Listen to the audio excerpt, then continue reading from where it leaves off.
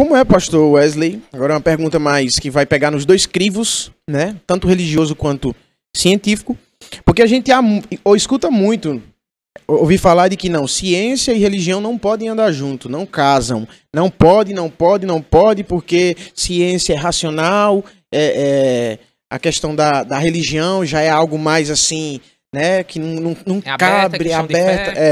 Como é que o senhor consegue conciliar essa questão de fé e ciência no mesmo lugar? Pronto, a Bíblia é suficiência, certo? Tudo que vem após ela é ferramenta. Então a psicologia para mim é uma ferramenta. E até o momento que essa ferramenta está de acordo com a suficiência bíblica, ok. A partir do momento que há divergência, eu fico com a Bíblia, né? A psicologia, ela é científica, então o trivo dela é tridimensional, né? Corpo, psique e social. A psicologia trabalha dentro dessas três visões na ciência.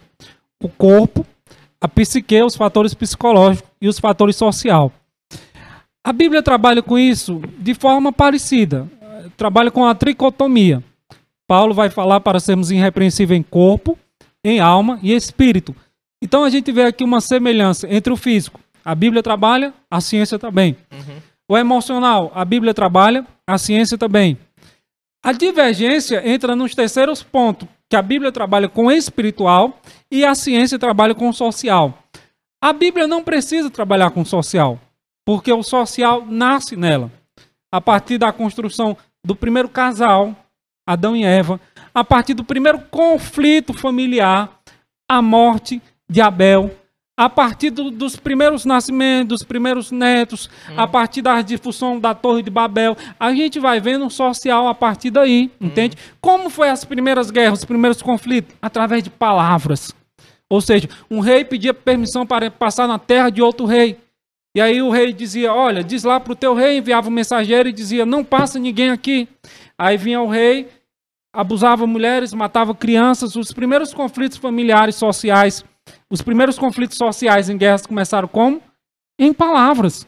E aí a Bíblia vai mostrando a construção social de tudo, entende? Então ela não precisaria englobar algo que ela mostra desde o início. Por isso ela vai fixar no físico, no emocional e no espiritual. Existe divergência em algum momento? Existe, porque nós trabalhamos com a fé. O que é a fé? Ora, a fé é a firme convicção e a certeza de coisas que ainda não vimos. É a convicção de coisas que não vimos e a certeza de coisas que esperamos. Será se isso não confronta a ansiedade? Será se isso não bate com a ansiedade? Porque o que é a ansiedade? É o que eu quero ver. É o que eu quero que aconteça. E o que é a fé? É o que eu não vi ainda, mas eu acredito. Compreende? Então, nesse momento entre divergência, fé e ciência e sentimento. Mas quem vai sobressair? Aí é nós que fazemos a escolha. Por exemplo, é na fraqueza que eu sou forte. De forma psicológica, não tem como. Na fraqueza eu sou fraco. Vai falar isso para alguém aí altamente científico, na fraqueza eu sou forte, ele vai zombar de você. Mas quando a gente vem para a questão espiritual, na fraqueza eu sou forte, eu continuo sendo fraco, mas o que me fortalece é o Espírito Santo. Então eu preciso ter um entendimento espiritual e bíblico para compreender essa verdade. Outro ponto entre a Bíblia e a ciência. Quando Pedro diz, levai a ele todas as vossas ansiedades, Pedro antecipa o que a ciência é hoje. A gente chega no CID 10 e compreende que há diversos tipos de ansiedade. Ansiedades que vêm por traumas, ansiedades que vêm por comportamentos, ansiedades que vêm por toque. E aí Pedro tinha falado isso lá atrás, dizendo, levai a ele todas as vossas ansiedades. A ciência sempre vai confirmar aquilo que a Bíblia tem dito, tem falado. Interessante, viu? Show. Muito bom mesmo, muito bom. Essa questão de cura, pastor. Eu não sei, o senhor atende muito cristão? Atende muito cristão? Sim. Claro, que suas ovelhas você vai tratar no aconselhamento. O aconselhamento. E o aconselhamento que você vai dar? Como o senhor consegue misturar as coisas? Como é que o senhor faz? Sempre bíblico e com as ferramentas psicológicas. A Bíblia como essência e a psicologia como ferramenta. Entendi. Por isso a gente vê poucos cristãos psicólogos que trabalham com aconselhamento bíblico. Eu não entendia isso de início. Eu olhava para algumas igrejas, eu via alguns psicólogos cristãos e eu dizia, por que uma pessoa não disponibiliza uma tarde na igreja para aconselhamento, para cuidar dos irmãos? E aí depois eu fui ver que para você trabalhar com aconselhamento bíblico, você precisa entender de Bíblia. No mínimo, né? No mínimo. E aí as pessoas não têm buscado isso, não têm buscado essa afinidade cristão. E aí prefere ficar apenas no lado profissional. Porque se puxar essa responsabilidade para aconselhamento bíblico, precisa ter base. Por exemplo, você vai aconselhar um casal, aí você diz assim, não, porque eu já casei 3 vezes, então eu tenho experiência. Eu não quero saber da tua experiência. Quero saber questão o que a Bíblia diz. ao que já aconteceu, ao que deixou de acontecer. Eu quero saber os fatores bíblicos que prevaleceram nela. Como você foi tratado a partir disso? Porque se a gente pegar as nossas experiências, o nosso coração pode se enganar. E os conselhos podem sair de outra forma. Falando de cristão ainda, assim, né? Quais são os casos que o senhor mais vê, assim, com relação aos cristãos chegando e lhe perguntando, pedindo aconselho? Ansiedade? Quais são os quadros que o senhor mais vê? De 10 atendimentos, 7 é ansiedade. Simples assim. Dessa última vez eu somei para ter a certeza. A ansiedade está lá em cima. E assim, o que é que tem despertado a ansiedade, principalmente na questão do cristão, né? Os conflitos pós-modernos, né? A ansiedade de hoje não deixa de ser a mesma lá de trás. É a mesma. A questão são os conflitos novos, né? A cobrança excessiva dos pais pela formação dos filhos, o que os pais têm projetado que os filhos vão ser. Então, 1º ano, 2º ano, 3º ano do ensino fundamental já está aquela cobrança enorme. Uma vez eu ouvi uma frase de um adolescente que me marcou muito. Ela disse, ela me trata como criança, mas me cobra como uma adulta. Então você imagina como é que está a cabeça de um adolescente dessa, né? São os excessos do capitalismo, o excesso de querer ser o melhor e não entender que a excelência está naquilo que eu faço, dando o melhor de mim, e não naquilo que o outro vê, e não naquilo que está no desejo do outro. Então são conflitos pós-modernos que têm alimentado essa ansiedade. Eu não sei se é uma percepção da maioria, mas eu já conversei com outras pessoas e meio que a gente se perguntava, é impressão minha ou o dia de 24 horas parece que só tem 15? Como se as coisas, sei lá, as coisas estão passando muito rápido. Quando a pessoa olha pro relógio já é meio-dia, mal termina de almoçar, que faz alguma coisa já é 5 horas da tarde. Sei lá, como se a percepção do tempo estivesse passando muito rápido. O imediatismo tá demais. Tá passando rápido, tá. E a resposta é essa. Não tem explicação, né? Mas você tem essa percepção também? Tenho. Eu penso que, de acordo com que as pessoas vão se encobrindo em atividades, sem fazer um planejamento, sem saber dar um não, né? Sem saber dizer, eu não posso. E aí ter um entendimento racional e emocional que ele precisa dar esse não, que ele precisa resguardar a família, que ele precisa resguardar ele vai ter problemas enormes.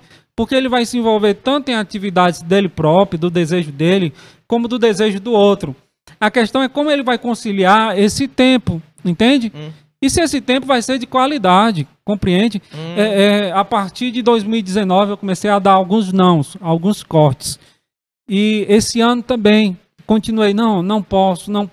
Porque aquilo que eu quero fazer com qualidade.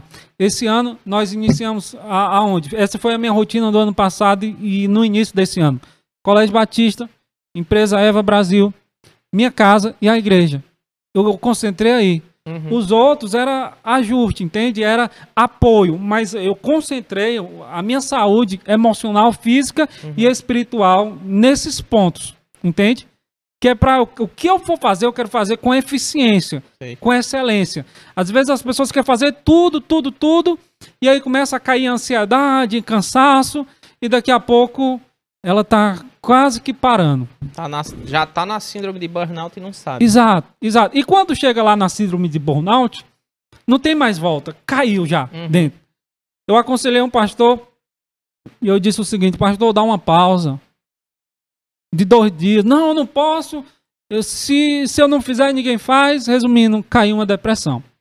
Então agora, em vez dele parar 2 dias, 1 semana, ele para 2 meses, ele para 3 meses. Entende? O que é o melhor? Eu parar 1 dia na semana e ter um momento com minha família. Eu tirar um final de semana para o meu lar, para um lazer. Ou parar 2, 3 meses, quebrar financeiramente. Compreende? Eu dentro dessa tua fala, agora como é que lida o psicológico de um líder, de uma igreja, de um ministério, onde ele cita essas palavras que você falou: se eu não fizer, ninguém faz, né? Ou não necessariamente se eu não fizer, ninguém faz, mas de forma nenhuma para. De jeito nenhum. E por mais que a pessoa diga: rapaz, você tem que dar um tempo, você precisa, ou coisas semelhantes. Como é que lidar com uma situação como essa? Bem, tudo envolve o início, existe aquela impressão assim: não, você é o líder das ovelhas, você tem que dar toda a assistência, enfim, né? Entendo, tá entendendo entendo. qual é? Porque existe uma pressão espiritual e bíblica sobre aquele líder. Como é que ele vai... A pergunta é: como é que ele vai administrar isso de uma forma que esse não seja infringindo um princípio bíblico? Tô entendendo. Paulo pede para sermos irrepreensíveis no corpo, na alma e no espírito. Então ele vai estar sempre equilibrando esses pontos, entende? Será se ele vai dar assistência a alguém depois que ele passou a noite em vigília, chegou em casa, ainda cuidou do lar e está deitado com dor na coluna, cansado, entende? Não tem cabimento nesse momento dele. Né? Exato. A não ser que seja um acaso, que seja uma perda, que tem momentos que realmente vai precisar dar um não, né? A gente vê isso no Luciano Subirá, cita um exemplo de que um irmão liga para ele e diz: pastor, eu quero que você venha na minha casa agora. Vou me separar da esposa e vem agora. E ele diz: meu irmão, me perdoa, mas eu tô saindo pro shopping com a minha família agora. Ai, meu Deus. Aí o irmão disse para ele: pastor, quer dizer que você vai pro shopping com a família enquanto eu tô me separando? Aí o Luciano Subirá disse para ele: é exatamente por isso que você está se separando. Aí ele chegou para a esposa e disse: tu acredita que o pastor foi pro shopping enquanto a gente está se separando? Tu acredita que ele disse que é por isso que eu tô me separando? E a esposa disse: e será se ele não tem razão? E aí eles se conciliaram, entende? Então tem momento que a gente não vai poder abrir mão do nosso cuidado físico, do nosso cuidado emocional, espiritual. Tem momento que você não vai poder abrir mão de viajar para algum lugar para ser tratado, para receber palavra. Pense sempre a longo prazo. Se você der tudo que tem, vai chegar uma hora que você não vai ter nada para dar. Então é melhor estar se cuidando e equilibrando os fatores para que eu possa estar a longo prazo cuidando da igreja. Entende? Show. Muito bom mesmo. Como é que tá aí o time? Como é que tá o time, Rony? 5 minutos. 5 minutos. Quer falar um pouco da sua especialidade, pastor? Pronto. Eu entrei na terapia familiar, minha especialidade é terapia familiar, por gostar muito de trabalhar com família, né? E aí eu escutava aqui um pai, e depois a mãe queria falar, e depois o filho queria falar, e a psicologia não trabalha bem assim, né? Na psicologia, se você atende o pai, não é aconselhável que você atenda a mãe. Se você atende a mãe, não é aconselhável que você atenda a filha. Você tem que saber conciliar esses fatores. E aí eu entrei na terapia familiar justamente para conciliar esses fatores. Para conseguir ouvir um pai, conseguir ouvir uma mãe, conseguir ouvir a filha, entender a demanda, né? Entender realmente de onde vem um conflito, se as acusações são verdadeiras, aonde há o desejo de ter a razão, aonde estão os traumas, para depois, quem sabe, sentar com todos e chegar à harmonia da família. Quando a gente trabalha com terapia familiar, nunca o sentido da terapia vai ser repassar informações, mas sim trazer a harmonia, né? Sim resgatar o sentimento familiar que foi perdido, né? E aí você precisa ser bem racional para conseguir lidar com isso. Por exemplo, a gente já lidou com situações que a mãe está aqui, a filha foi abusada e o pai foi o que abusou. E aí você precisa ouvir os três, entende? E aí você precisa ter toda a cautela racional e toda uma questão teórica para não agir por emoção nesse momento, entende? E é apenas um dos casos, né? Rapaz. Tem uns bem... Puxado. Menino, Tem que ter a graça de Deus pra fazer isso também. Ai, ai, Eu- ai. Já tá em 20 e pouco aí, né? 16 ainda dá. Ah, então, pode falar. Pronto, teve uma pergunta aí se pastor precisa... Sim, isso mesmo. É o que o Lázaro vai fazer agora. Deixa eu fazer aqui. Pastor precisa de tratamento psicológico? Pode precisar, né? Pode precisar, porque Pronto. assim, querendo ou não, existe um preconceito a respeito disso. Pra que eu vou? Eu não sou doido? Você tá me chamando de doido? Como se existe esse preconceito de dizer, não, só quem precisa é quem é doido. Pode até não dizer, mas no subconsciente tá lá essa informação. E eu já coloco outra em cima, pastor. Pega essa daí com relação a isso. E com relação a pessoas, assim, que se vitimizam. O que é que passa na cabeça de uma pessoa que se vitimiza demais? Foi algo que veio aqui no nada. Eu queria saber se o senhor consegue me explicar um pouco o que está por trás e qual a forma que essa pessoa pode tratar isso. Pronto, segura aí a pergunta, né? Pronto. Vamos iniciar aqui pelo pastor.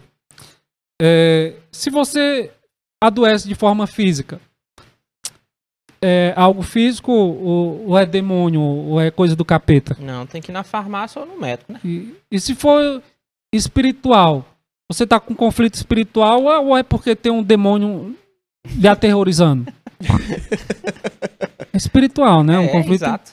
E por que o emocional vai ser diferente? E por que eu não posso cuidar do emocional, entende? Por que essas questões é levada apenas para o emocional? Quando Elias teve conflito emocional, Davi teve conflito emocional, Paulo chega a falar que perdeu o prazer, O ânimo da vida. o ânimo pela vida, mas a gente vai ver a restauração desse apóstolo Paulo. A gente vê um apóstolo Paulo que armava tendas, ou seja, ele cuidava do físico. Armar tendas na época era semelhante ao trabalho de arquitetura, né? Um trabalho de engenharia. A gente vê o apóstolo Paulo cuidando do relacionamento interpessoal. Em Romanos ele aconselha aos crentes visitar Férbe. Olha, visite a casa dela, seja cuidado por ela. Por quê? Porque ele foi cuidado, entende? Em 1 Coríntios a gente vai ver ele cuidando do emocional. Ele dizendo, não existe nenhuma suficiência em mim que não tenha vindo de Deus.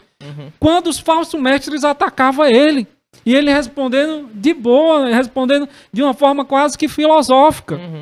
A gente vai ver ele lá em Gálatas 5:22, falando sobre os dons espirituais, sobre os frutos do Espírito. Era um Paulo que cuidava da vida espiritual. Então a gente vê Paulo cuidando do físico, do emocional, do espiritual, dos relacionamentos interpessoais, para aconselhar, para dizer sede irrepreensível no corpo, na alma e no espírito.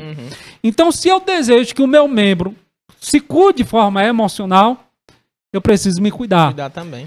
Pastor pode precisar em algum momento de um auxílio emocional? Não é sobre questão se pode. Em algum momento ele vai precisar.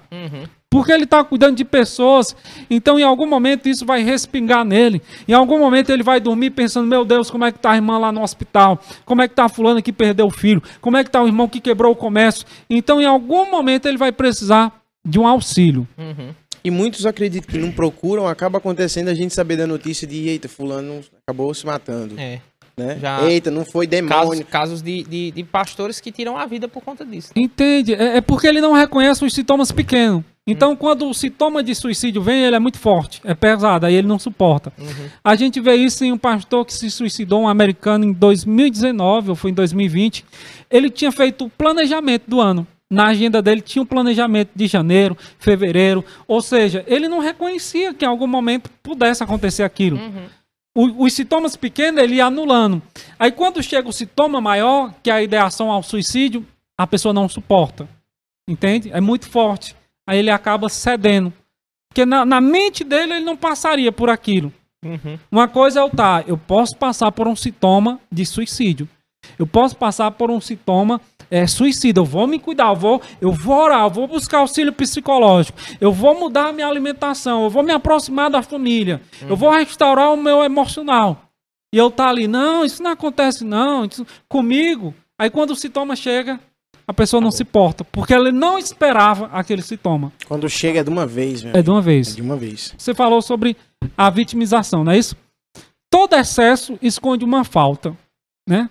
Às vezes a vitimização ela vem pelo complexo de inferioridade, ela vem pelo um trauma, ela vem pelo pensamento cativo de não vou ser entendido, de que as coisas sempre vai ser ruim para mim. Esse trauma gerou um excesso, esse excesso se transformou em vitimização, entende? Então, ou eu reconheço que ali tem um excesso de alguma inferioridade, de algum trauma, de alguma palavra, ou eu vou estar sempre alimentando esse comportamento, vou estar sempre com justificativas, vou estar sempre moldando os fatores para a minha vitimização, que é o meu excesso naquele momento. Entende? Já atendeu algum líder espiritual que ele não reconhecia isso ou qualquer outro tipo de trauma na vida dele? Líder, né? Uhum. E já acompanhei que era passado, mas na hora ele reconheceu. Ele vinha ferindo alguns jovens em um evento e eu perguntei a ele: pastor, por que o senhor toda vida que abre a boca fere os jovens? E ele foi explicar. Ele disse que passou um tempo fora cuidando de um projeto que cuidava de jovens que tinham sido abusados sexualmente. E que quando ele voltou para casa, a filha dele havia sido abusada. Então, eu disse: pastor, eu não tenho o que te dizer agora. Só posso orar por ti. E aí pedi para orar por ele, a gente orou junto, tudo. Mas ele não tinha reconhecido antes, por isso vinha ferindo. Mas na hora que eu busquei, ele reconheceu. Já outros realmente não vão reconhecer a fragilidade e vão buscar fugas, tipo, estou muito ocupado, não tenho tempo, marca e não vem. E aí a gente percebe que a pessoa não quer continuar e respeita. Perfeito, interessante. Show.